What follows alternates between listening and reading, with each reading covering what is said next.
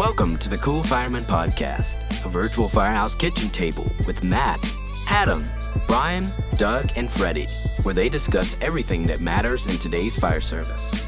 Now let's get to the show.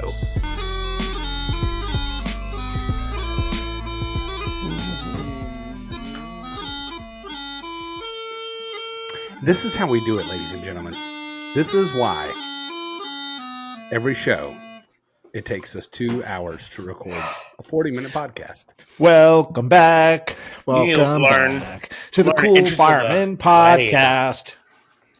Hey, I'm in a really silly mood today. Now, the question was, why did Adam randomly pick up a box of Dr. Squatch and sniff it? That was a Sasquatch soap. You have Dr. Squatch? I know what it was. I want to see it. Let me see it. No, he picked it up. Picked up a box and then... You ordered that? How is it? This is... I didn't nice, order it. Real nice. It was at the store. It's the Wood Barrel Bourbon. Ooh. It smells delightful. Dang.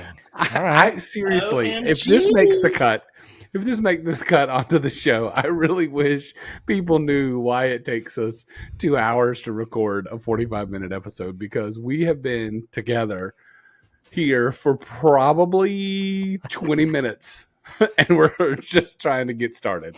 Because me and Matt are trying to be serious, Brian, and you're over there just giggling. Seriously. We are being serious. I did make 2 new stickers tonight. I'm a chief. I'm so serious. Just can't. I don't think so. I don't think you are. Welcome back to the Cool Fireman Podcast. You got Seriously. Matt, Unkie, and Brian. Welcome. Today. Sunday. Buy my bikes. We have, what do we have? We have house cleaning to do. We have, did you pick up on that? Right. We have housekeeping to do. We have snail mail. Oh boy, do we have snail mail. We posted a social media's contents, and we got a lot of engagement. So we'll talk about that later. If you did not listen to last week's episode, do it. Oh, wow. Speak up there, Sonny. Sorry. If you did not listen to last week's episode, go back and do it. Because that generated a lot of conversation. Don't tell me what to do. You're not my real dad. Rhett, close your ears. Fucking do it. Oh, sorry, Rhett. Sorry. Dropped the bomb right out the gate. The first F-bomb. Welcome. House cleaning. Just kidding. Housekeeping. What are we doing? Let's talk about our sponsors real quick. First, I'd like to say that we are sponsored by Unkie Seasoning. So here's a little promo from Unkie Seasoning.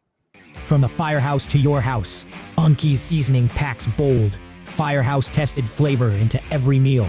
Whether you're grilling, roasting, or just sprinkling it on your favorite snacks, our blends turn everyday eats into unforgettable bites. Pick your flavor, shake it on, and taste why it's firehouse approved. Go to unkieseasoning.com. Awesome. So great. And then also Tom from the Burn Box. A little promo from Tom. Brought to you by the Burn Box, the #1 firefighter subscription box. The Burn Box celebrates firefighter products and firefighter-owned and operated businesses. Start today and receive a monthly box of firefighter apparel, gear, and tools. Check them out at theburnbox.com. And yes, Brian has a FD Collectors Club envelope. I'm not sharing them. Hey, is it envelope or is it envelope? It's envelope. No, it's an envelope. So you just changed your mind. Yeah, don't mess me up. It's envelope, right? It's an envelope. But why is it spelled EN then? Remember, he's from North Carolina. They pronounce it however they want to. English does not matter in the state of North Carolina. Mevin. The E is silent. Yeah. Very good. Hey, speaking of silent, here's a good segue. We're going to do a moment of silence. And thankfully, I don't have anybody that's near and dear to me. The only thing I do have is I had just gotten hired in Laguna. I was on probation, and one of our motor officers was killed in the line of duty on his motorcycle. He was coming down Coast Highway in the nighttime. Or no, was it nighttime or early morning? I can't remember. He was hauling ass and coming down Coast Highway, and there's a turn, a left turn off of Coast Highway. That's just a green dot, just a green, so you can kind of turn. And they just did not see him, and they plowed into him, and he was almost unrecognizable on scene.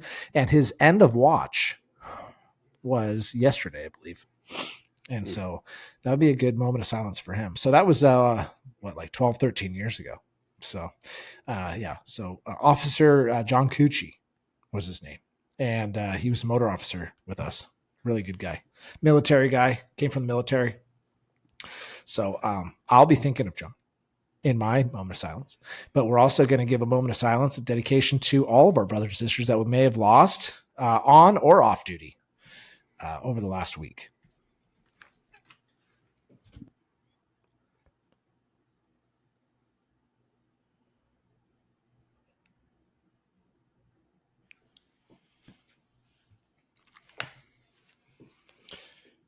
All right. Hashtag well said. Well said. Well said. I love the moment of silence. It's such a nice gesture, from our little podcast. You know what I mean? It is. And I think it's genuine. Like, I mean, we genuinely genuine. We genuinely want to remember those. I went to Just the Fallen Firefighters Foundation, U.S. Fire Administration. Houston firefighter Stephen Scott, line of duty September 17th, 2025. So, dude, I'm such an idiot. They just did the IAFF Fallen Firefighters Memorial in Colorado, and I didn't even mention that. My God, I'm a mess. I'm an absolute mess. You guys need to keep a better hold of me. Keep you in check.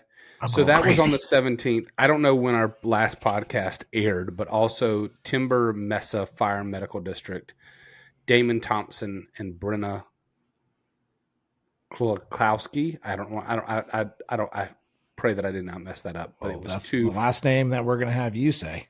Yeah, I'm terrible with it. But anyways, two from that same department. So I know those three.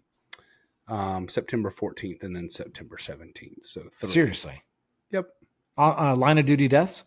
3 line of duty deaths. So you go to US Fire Administration.FEMA.gov/firefighter-fatalities, and it will give you the most recent. Nice. Well, good. So, hey, I got a question for you guys, just to spark a little bit of conversation. So I'm a big holder over. Do you guys jet as soon as you're so we have 07 to 07 service. That's when we're on duty. I don't know why I call it service. But we get off at 7:00. We have some guys that leave at 0700, right? And they go home. They got families. They want to see their kids. But we do have some people like myself who I have like an hour drive home too, but my kids are already at school by the time I get home, unless it's on the weekend. But I'm a big holder over. I love hanging with the guys. I like hanging with the other shift. Kind of it gives me some information, what's going on with the boys on and off work. I like it. I sit there and I drink coffee, and and of course we do our pass along, from captain to captain. I give them, what happened over the last 48 hours or however long I've been at work, but I like it. And I've always been like that my whole entire career. I really like hanging with the other crew. Can you guys relate to that? Or are you just like 6:59, 7:00, I'm out? 7:00 is shifting to drive. Oh, really? And I release my foot off the brake. And you do your pass along like over the phone? No, a lot of guys will show up at 6:15, 6:30 in the morning. Yeah. So we're already talking to them. I'm up at 5:30, 5:00 in the morning. Yeah. And my current station, I'll hang over till like 7:30, 7:45, because here we also have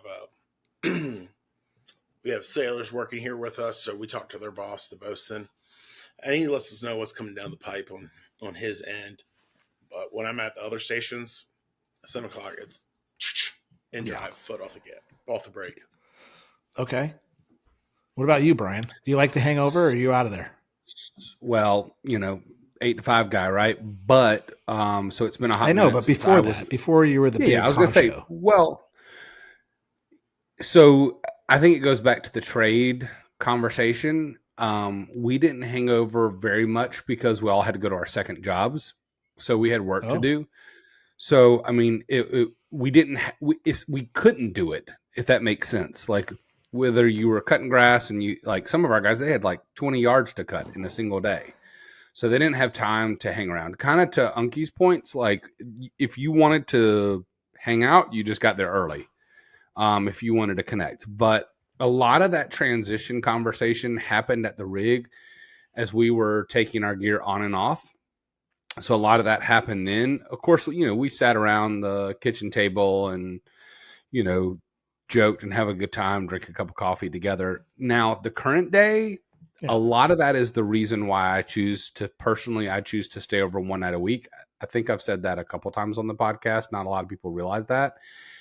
And I've had more people give compliment. And look, I don't do it for the compliment. I really genuinely do it because I want to do it. I miss the fire station. Like, yes, I work in a fire station, but I miss sitting around, talking, laughing, having a good time with the crew. And so I try to do that as much as I can one night a week. My wife loves it. I mean, when we first got married, she was so used to me being gone, working that shift work. Like, not that she didn't want me home, but the kids are older now. They're independent. And so not saying that she doesn't like it, but it's also kind of gives her a little bit of a break. And it kind of takes it back to what it was like when we were first together. And then, like tonight, I didn't leave work till probably 5:30, 5:45 because I needed to finish the conversation. And sometimes that conversation with that battalion chief who's working till 8 o'clock or 7 o'clock tomorrow morning is more important than me banging out at 5 o'clock. It's not like I'm like, hey, I got to go.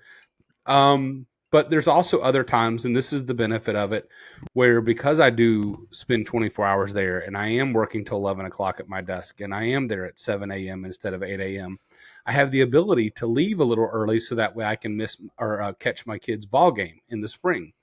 So I do have that beauty built in. But, I think in today's fire service world, we got to meet each other where we're at. And so if that's at the truck to do that changeover, or it's at the table, or it's in the back of the bay at the couch, wherever it is, the conversation that you're talking about is important. And to me, that doesn't matter whether it's at 7 a.m. or at 6:45, right? Like, but just have the conversation. No, I love that. I love that. The conversation is important for sure. The pass along. You find out what happened over the last, when I come in the morning, I'm going to be there for 48 hours. We work a 48.96, best schedule ever, by the way. And although I will do a little tangent, I just saw on my little social medias, I think on Instagram, I don't know if it was it almost was like an ad. It was weird. It was like sponsored. It said, can't remember what Texas department it was. Texas Fire Department or something it's called, is the first department in Texas, whatever, to go to 24/72s. So they're not working a 56-hour work week. It's like a 48-hour work week. I don't even know how that works. I would imagine that they're not like, okay, you can work a 24/72, but you're going to make less money. Like, I doubt that. Maybe. I doubt that. So they probably said, hey, we'll increase your wages so you're making the same amount of money because, they make more money per hour and only work 42 hours or whatever it is. 40, I don't know what it is. I can't remember what it comes to. What was the schedule? It's 24 on, 72 off. Yeah. So we had a department recently in our area that just switched to it, Greenville, North Carolina. Oh, okay. Yeah. Right. I don't know the story behind it, but they just did it. And so they delayed it because they're going to have to hire basically a whole new shift's worth of people. Yeah. Well, that's the new talk, if you will. Yeah. That's a topic. And there might be people listening to this going, oh, we've been talking about this for years. Oh, sure. Okay. Yeah. But I'm just talking about in relation, like correlation to like, actually being public and people posting about it and actually becoming, coming to fruition, if you will. Right. And one of the posts said, we've always talked about how we don't know that many retired firemen that are healthy and or uninjured. Okay. So we work a 30-year career and you work till you're 50, sometime between you're 50 or 60, and you leave and you're broken. I mean, shit, I wasn't even 40 and I'm already 70% broken, with my heart, and people leave with their knees and their hips and their shoulders and their elbows, and mental health problems, suicide, a lot of problems. So they're trying to cut down on that, which is good. But I don't help myself. Like I have amount of money that I want to make. And there's, we trade time for money in the fire service. That's what we do. So I'm working overtime to make a decent wage. And I will be honest, like I could make this wage, if not more, in the private sector, and not work as many hours. But I love my job. Absolutely love my fucking job. Sorry. I don't know why I just threw the F-bomb. I got a little excited. Sorry, Rhett. I really do love my job. And I had an opportunity to leave my job when I had my heart attack, and I couldn't take it. I just couldn't do it because I love my job. So the 24, I think that was a really long tangent. We were talking about pass-alongs. What about, we were talking about you, Unkie, but so my pass-along is, hey, these are the kind of calls we ran. We try to learn, right? Like any type of learning lessons that we had on previous calls. They just had a pretty big call yesterday, I think, in town. In our canyon, they had a head-on with, I think, 11 patients. 6 of them ended up being transported. 4 were traumas, and the other 2 were I can't remember the exact. Do you declare that as an MCI? I just want to know. Yes. Okay, I want to make sure. We've actually just very recently changed our call type. If there's more than 3 patients, if there's 3 patients or more, we change it to a TC-MCI. And that's not declaring it an MCI, but that's just so that everybody knows that there's the potential for multiple victims involved. I'm not a huge proponent of it. It's a department-specific thing, and we do run, especially when we need more resources. We have out-of-department or other departments coming in to help us out through mutual aid. And if they hear that they're going to a TC MCI, then they're probably going to go, oh, this is an MCI, this is a MedCom, and everybody's already set up, and the ICS structure is already set up. And that's not the truth, So it's a work in progress. So I may have thought a lot today already, but for the listeners who may be like me and are not drinking their coffee first thing, or at the end of the day are worn out. TC MCI. What is a TC? Oh, that's not universal, obviously. Traffic collision. So we call our so sometimes they call motor vehicle incidents like MVIs. Maybe is that what you call them? Well, we call them 1050s. So that's the only 10 code that we still carry. Oh, really? Oh, interesting. Yeah. So we'll say you're being dispatched to a 1050.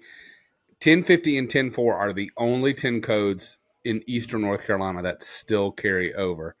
Occasionally you'll get a dispatcher who, because, they don't work law as well, will say, hey, you're being dispatched to a 2-car MVC. They may say that, but majority of them say 2-car 1050 or whatever. Sorry. Yeah. Just before I forget, I almost forgot. Call to action. Hey, what is your pass along? Do you hang? That's really cool. I love that conversation. Now I'm not hanging. I got kids at home. I feel, but like you were saying, a lot of people, back in the day, the tradition was to leave right on time. That way you get to your other job. Right. But now it's more of a cultural thing, in my opinion, to not want to hang around. And I want to go home. I want to be with my family. I got stuff to do at home, whatever. For me, I just I don't know. I just have this feeling in my heart where I'm just I love to hang out and just, I really enjoy that, even though I have an hour drive home. So when your family's at home, do you hang as long or no? When they're not at school? I would say I don't hang maybe as long, but I still hang. I'm not out of there at 7. I very rarely, ask my wife, very rarely am I out of work by 7 o'clock. I'll hang till at least 7:30. And then we have conference call at 7:30, so I'll even sometimes hang through that. And then once they're done with that, I'll be like, get the other shift scoop. What are they saying? Yeah, exactly. B shift, it's always B shift's fault, right? Oh, there's always so many shenanigans going on too. We rebid for shift and station every year. And I've talked to you guys about this. Small department. We only have 4 stations, 3 shifts. And so, we do this thing called a Weegie. So we all try to Weegie, figure out where people are going for the next year. And Weegie season opens on July 5th. If you do one before that, it's illegal. It's an illegal Weegie. So once July 5th hits, then it's a legal Weegie season. This is all bullshit, by the way. This is all bullshit fireman stuff. And we'll get together. A couple of stations will come together for coffee in the afternoon if we have time. And we'll draw a like tic-tac-toe up there, and we'll put station 1, 2, 3, 4, A, B, C shift. And then we'll guess, because it's all based on seniority. And so we'll all guess where people are going. And so it's just fun. It's a fun thing to do. We put $5 on it. It usually happens in January, and whoever gets the most points becomes the Weegie champion. And he has a crown and a staff and a cape, and we take a big picture at the end. That's pretty cool, actually. You remember when the whole Bud Light thing with Dilly Dilly was big? So one year we had Dilly. Yeah, we were all saying dilly dilly. The king, the king would always walk in the morning before the bid starts with his crown on and his cape or whatever, and his staff, and he'd walk in to music and be like dilly dilly. It's really good camaraderie. It's just a good cultural thing we have. It's fun. I mean, we could write down the same names of where we think people are going 2 separate days, and nobody gives a shit. We're all around. We're laughing. We're having fun. We're drinking coffee, and then the tons go off. We run a call. You know what I mean? Like, that's just what it's all about. It's a really good time. So you've always rebid, and so there's always that chance of movement. Have you ever had a crew and a captain that just did not move? We were actually talking about this today at work. And that was the conversation. Like we legit had somebody that for the majority of the fire service career that I worked there and they worked there, because they were hazmat, they never moved stations. And I can think of 2 captains, same station, different shifts, who legit did not move for probably 14 years, 15 years. A long time. Did not move. Yeah. And like, it wasn't a seniority thing. It was just like, I got hazmat and I'm okay with the crummy station. And you're not moving. So that's something we don't I think that was what they said. I dare you to move me. And it was like, no, we can move. We can move you. But we don't have at the same time, you don't have specialty? No. Even in a 4-station department? We have interagency. So Orange County Fire, they're our big brother next door, over the hill, as we say. And they have hazmat, they have urban search and rescue, helicopters, and we do mutual aid with all that, for all that.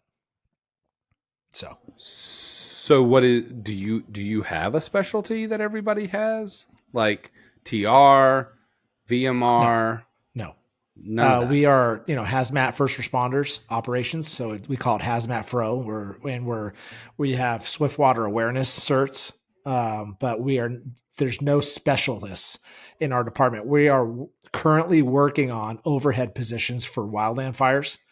And so there's FOBs, there's, like fire line medic stuff that you can do. There's communication stuff that you can do on these wildland fires that last months. You go up there for 2 weeks as a guy that programs radios, or a fire line medic. You're up there for 21 days. We're starting to dabble into that. We're just not big. We literally have 37 of us on the field, boots on the ground, and the 37 is really only 36. But 3 shifts, 12 guys. So that makes 36. Our 37th is our training or admin captain that we have. So. But yeah, nothing like, we're all paramedic. Oh, not all of us, but most of us are paramedics now.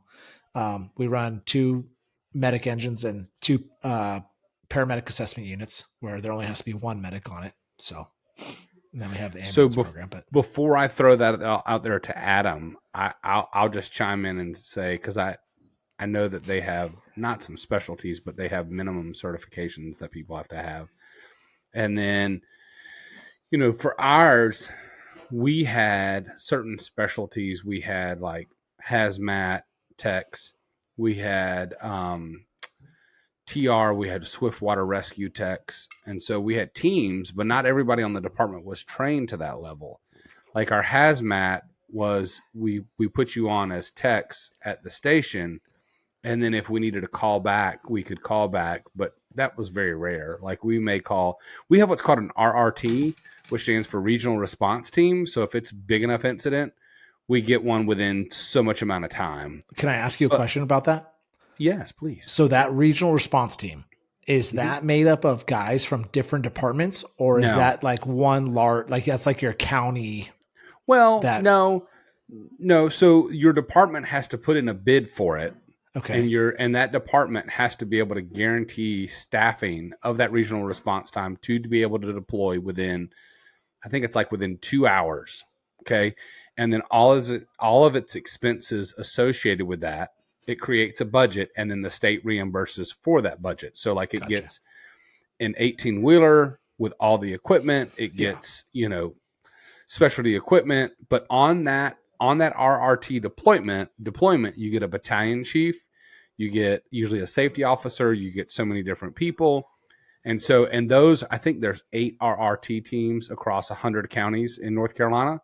And so, they have to deploy pretty quickly, but they're designed with, 8 hazmat techs or whatever on first. I call it first alarm, but it's, it is what it is. You're the first alarm. They're really the second alarm, but it's their first alarm. So on their initial dispatch, that's what they're going to be responding to you with. And I know that kind of we're diving off of our changeover topic, okay. But I think it's important because if you have issues or you have a plan, it kind of speaks to a couple of different episodes that we've had recently. It's like, how do you know what to deal with? And so that's important. Adam, you guys, DOD wise, you have minimum standards or certifications, but I know our DOD base, we have some people that are specialty trained, but the minimum's fire, 1, 2, EMT, and ARF, at least here locally. Well, ours is, speaking of ARF, got a fighter jet coming by. For our basic firefighters, we have your firefighter 1, your 2, hazmat ops. If your base has planes, you have ARF firefighter. Then you have a driver operator. That's between ARF, structural, and aerial. And then you have to have your EMT B to be a regular plain Jane firefighter. Is that a GS5? That's a GS7. GS7. On a firefighter pay scale. So when you hear other people, like people at the shipyard and stuff, they go, he's only a GS7? He don't make no money. It's different. I mean, it's a little different. Our 7 is equal to, it's higher than their 12s because of that amount of hours we work. But for specialty teams, we do have a hazmat team. Our specialists are, and that's the whole entire list. I just named every single last one of them. If we have a hazmat incident and we call for our hazmat team, they will send the newest guy that's been cut loose to drive that truck, and he has a good idea where everything's at on the truck, and that's about it. And if you're lucky, there is like the random specialist guy, and he'll go, but he's not coming out of the truck. It just tells everybody what to do. So we have to rely on our operations. He's a blue card hazmat guy. Got it. Maybe if we get him. Tactical rescue team is basically the same thing. You're just going to get the ladder company in the squad. Nobody's specially trained, just got the tools. Nobody knows how to operate them. So it really comes down to our mutual aid. Lucky for us, we're in a very large metro. We have the greatest teams that's out there within our 7 cities, and I'm very impressed with them and fine with calling them in and letting them handle it. They love that stuff. I mean, for me, why do I want to mess with it if I'm not fluent in hazmat talking? I just come in, bring your whole team in. I'll go get you a soda. I'll get you some snacks. Well, that's the beauty of IC, right? Like we learned that from 9/11 is you let the specialty groups do what they need to do, and then they can become their own unit supervisor, and you just filter and demand, or not demand, but request resources, based off of what they need through the incident command and a unified command. So, yeah. Brian, do you guys have any like interagency teams at all? I'm just really curious because, like in Laguna, we're small, but I would love to do some specialty stuff, and I was sat down like during my firefighter interview. The fire chief said, Matt, like you grew up in Orange County. You grew up through the Orange County Fire Authority. You were a volunteer there. You did your medic internship with them. You worked for Doctor's Ambulance, which only serviced Orange County Fire Authority. Like, who's to say that you're not going to leave us from Laguna and go to Orange County Fire? And my answer was basically like, we don't know, but I love this place. I've always bled Laguna Beach Fire. I always thought before that interview, I always thought that I would go back to Orange County. I had a lot of friends that work there. I still do have friends that work there. There's a lot of opportunity. You can work on the helicopter, hazmat, USAR. You can work from as far south as San Clemente to as far north as Buena Park, Stanton. You can work Santa Ana, run a fire every shift. I mean, there's a lot of opportunity in Orange County. It's a great place, but man, I just fell in love with the small department feel. I love the guys I work with. And I love the culture. I love the feel. I just love the whole thing about it. And I decided to stay, but man, what I love if they opened it up, like say, hey guys, we're having a hard time getting hazmat guys. We're having a hard time getting urban search and rescues. Would you be willing? I couldn't stick my hand up fast enough. We're putting together a SWAT medic program. 6 guys from Newport Beach, who is one town or one city above us.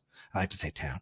1 city above us, and 2 from us. So 8 total. And these guys are going to go and be SWAT medics when they go do like big busts and all this kind of shit. And I'm like, dude, that's fucking rad. I'm not joining for different reasons that I won't say on the podcast. But I'm like, why isn't there more of that? Why can't we do more interagency stuff? And it probably comes down to liability, to be honest with you. The white shirts are like, how do I know that you're, like trained up as well as we are? They'd like to think that we are, but I'm sure that OCFA looks at our little LBFD and are just like, oh, that's just like our little brother down there. Like whenever they come to fires with us in mutual aid, just make them Rick, or whatever. It's just, and that's what happens. But anyway, I really would love that. I really that would be so cool to be able to join a team like that. But that's something I sacrificed in my career. And so here we are. We got to always come full circle for these people that listen to our podcast. And we do have a lot of new firefighters or volunteer firefighters or people or guys and gals that are trying to get into the fire service. And so I'll tell you, you're going to be a firefighter for 30 years if you do a full career. That's a long ass time, so choose a department. Sometimes the department chooses you. And that's literally what I felt happened in Laguna for me. Never thought in a million years, boys, that I'd be working for Laguna Beach Fire Department ever. Never thought about it. I like the fire chief said in my interview, I grew up in Orange County. Always thought I saw an Orange County patch on my shoulder. But when a opening became available as a volunteer firefighter there, and I lost my job as a volunteer firefighter for OCFA because they cut the program in half. That's a whole nother podcast as to why that happened. But it was kind of fate. It kind of chose me. So if you're listening to this podcast and you're looking to get into it and you see signs of, hey, come work here, it's probably like, I don't know, signs from above saying this is the right place for you. If it makes you happy, it's the greatest job in the world, regardless. But I don't know. Can I go back to your question? Yeah. You asked me about, no, you're okay. I mean, I believe that fate kind of takes you in where you need to go and says what you need to say. Sorry about any noise. We're watching Monday Night Football behind me. No, you're good. So, anyways, you asked about, joint teams specifically. I think it goes back to the 4 things that I talk about all the time in budget: risk, frequency, probability, and cost. Currently, we don't. We're having some conversations about those. But let's use you, for example, in California. Yeah. Versus, let's do West Coast, East Coast here for a second. I don't want to speak for it. But the West Coast, right, you guys are prone to earthquakes. We're prone to hurricanes on the East Coast. So for us, there's a need for water rescue. And the reason why we have water rescue is because, especially if you're on the East Coast and you have storm surge, right? Majority of us, we know how to use chainsaws. We have that equipment. We can cut down trees. We can get people out of houses. We can do those things. Those are those high frequency, I don't want to say low risk, right? But like if a tree falls on a house and it affects one person, that's a very isolated incident. But you have a flooding incident, we need to mobilize that type of thing, those types of equipment. Much like if you had an earthquake in the West Coast, everybody needs to be spun up on technical rescue, because you couldn't just have one regional team specialized in that, because if you did, that one team is too taxed. And you can't plan for that. We can plan for a hurricane, but still you're mobilizing water rescue resources in the incident prior to the incident, and that's not always safe either. So I digress from that and say, in those, that's a risk, frequency, probability, and then a cost. So the cost piece of that may be a hazmat. It's as simple as saying, hey, do I have industry in my community? No. So then I'm going to call that resource for when that tanker truck turns over, or that one factory that produces that mild detergent has that incident. I just need to know who to call. That's it. And so, and to that point, even if you don't spin up a team, you need to at least train with them. So like every year we would train with our hazmat station 4, where we would take it out, decon it, learn how to set it up, go through the decon equipment, as where they would train at least quarterly on setting that up, deploying it, and doing everything, because they were the hazmat team. So I think that kind of speaks to both of those. Yeah, I think, yeah, absolutely. And we have regions too, for urban search and rescue up and down the state of California. I would definitely not say that an earthquake call was high frequency, low risk. That's for damn sure. No, not at all. No, I feel low frequency, high risk, right? Yeah. Adam's in a trance. Adam is checked out. He got into thinking about frequencies and risk and cost, and he was like, nerd alert. These guys are doing a nerd alert. Yeah. I think it's a good place to stop before we get anybody else to check out. Maybe it's time for some mail call? No. Snail mail. I got it wrong. It is time for snail mail. It's snail mail time. All right, let's find some snail mail. Let me see here. Folks, it's hot in this gosh darn place. Let me see. Where was most? I think it was on TikTok. We posted. Let me find it. Hold on. Sorry. I should have been a little bit more. It was on TikTok. I read it. Okay. So here it is. 5,800. Oh, that's the wrong one. That's not it. Hold on. Stand by. So yeah, we posted on TikTok from our last podcast, and we were talking about not being, like, what can we give up, right? What can we give up? If we wanted to somehow buy a fire engine or fire truck off the line, like what kind of things could we give up, And so you said basically it's not 1970 anymore. We can't order a fire truck like right out of a catalog, right? Like the old Darley fire trucks you had mentioned or exampled. So you asked the question and you also talked about how we can't just keep spending hundreds of thousands of dollars to keep a truck on the road.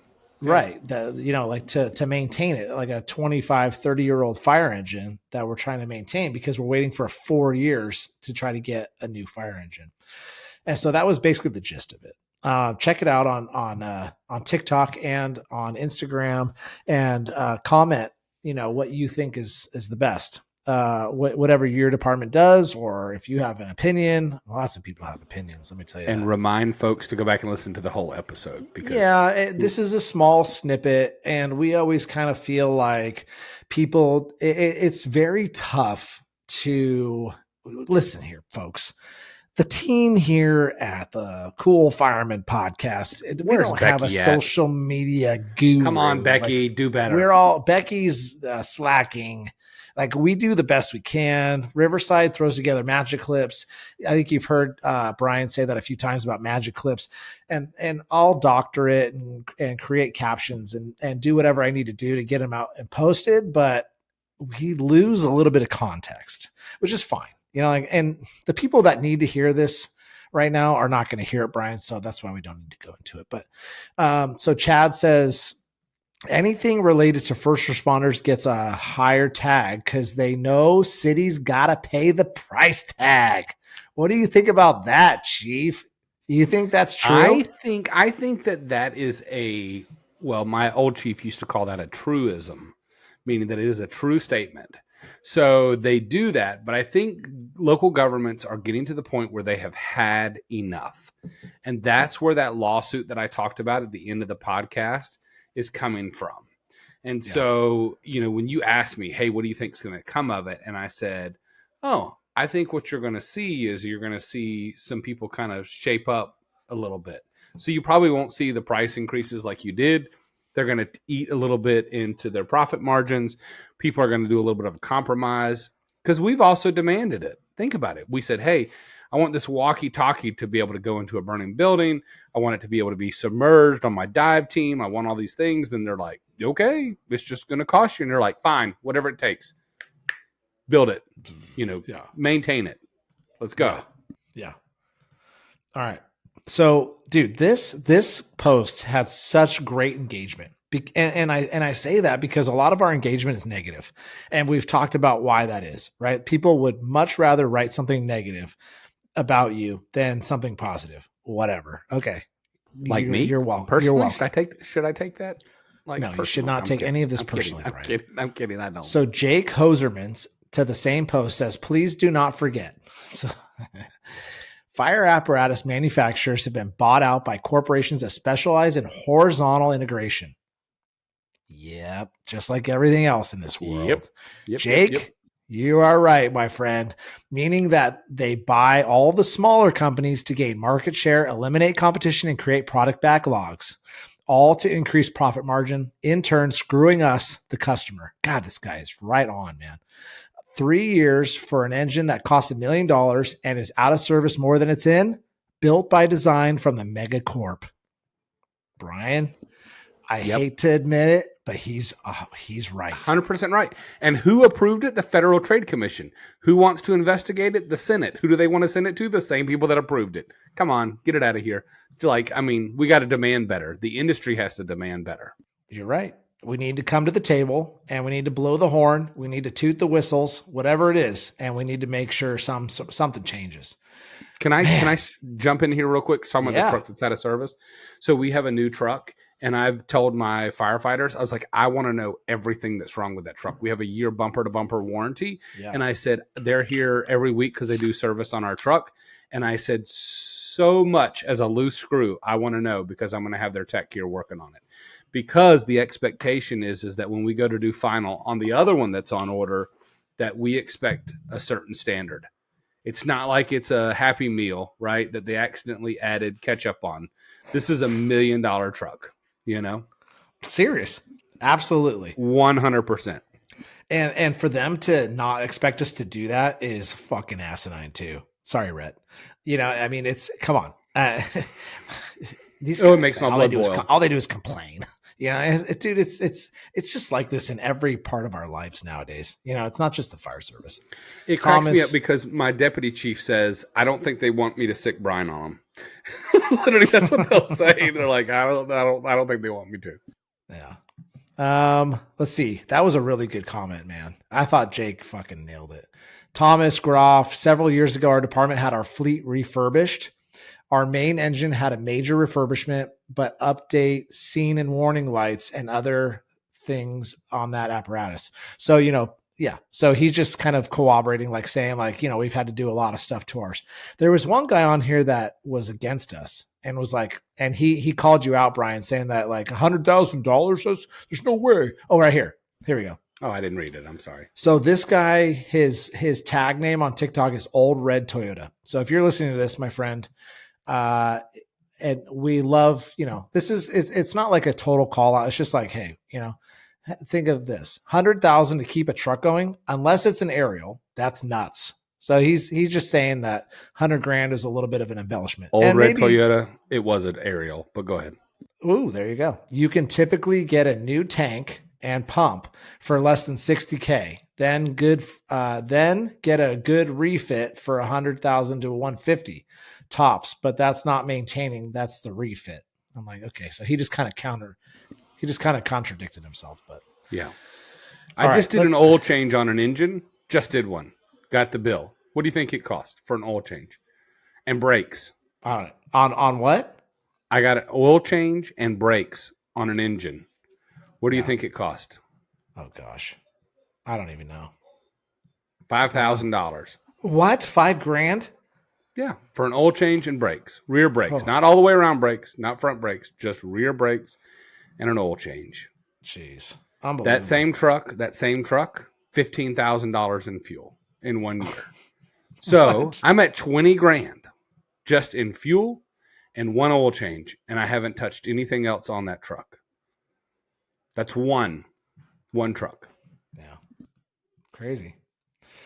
All right, let's get off that topic. That did bring a lot of really good engagement, though. I really liked that. Even the negative comments were productive. You know what I mean? Like, that's all we ask for. It's just like, please, your booze fuel me. Just so you know.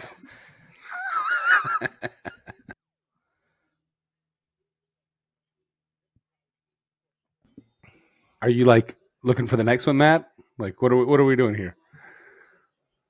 Matt's just checked out. He's like, what? He froze.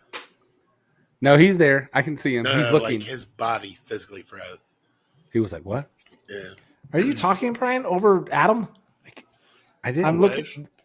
Huh? The question is, what is Adam eating? I don't know. Cheesecake. I'm trying to look up more comments. Look like cheesecake.